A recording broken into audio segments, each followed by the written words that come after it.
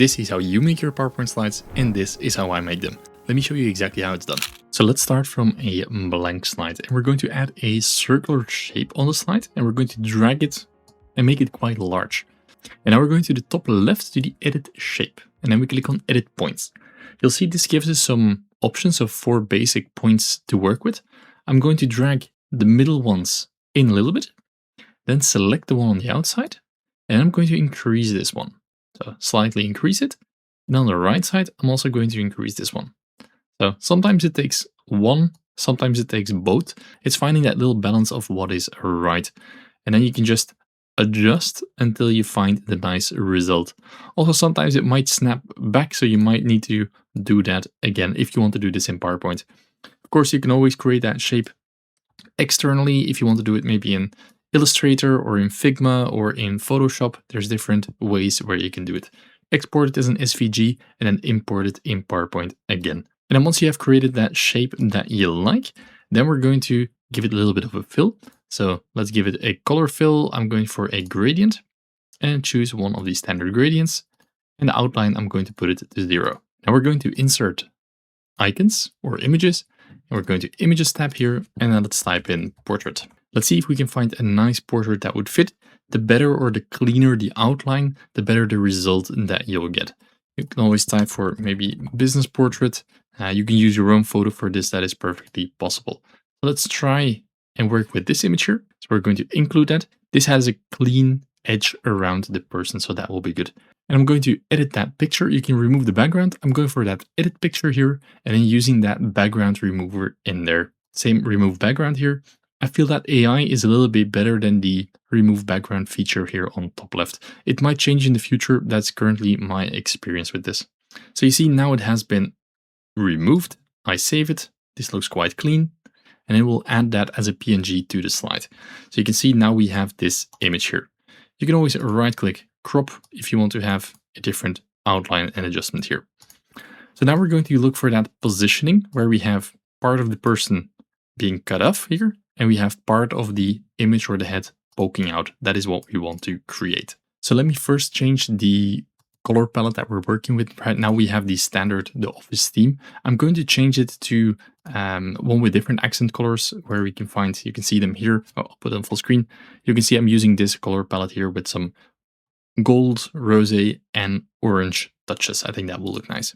Then I'm going to give it a gradient fill the background. And let's see if we can find some nice stops here to make that work. I think this will work nicely. And then we adjust the other one as well. And I think this actually doesn't look too bad. I'll duplicate the slide as well to have a background. And now we're looking for that point where we can cut out this shape.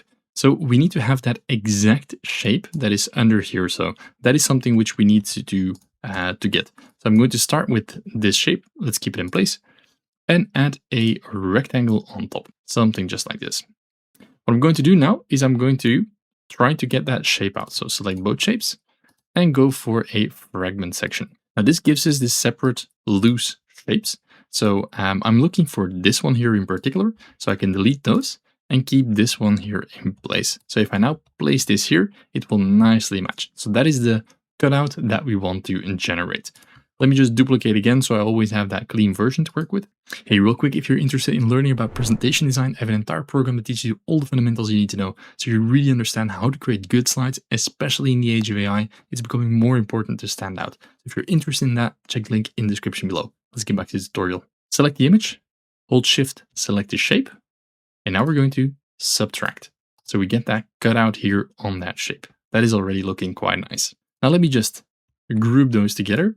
So I can just scale it and keep everything in proportion. So that is how it works. You don't want to scale them individually because then that border here becomes a little bit odd. We want to keep that scaled at the same place. If you want to add some text to the slide, that is perfectly possible. Add your quote. Now, of course, we want to make that white. And I'm going to just align that to the right. And let's maybe give it a darker fill. Put it in italic, Control I. And just like this, we can put the text in here. You can scale it if you want. Now, of course, this will depend a lot on the text that you're using. If maybe you want to center it, maybe not. That depends on the text that you want to use.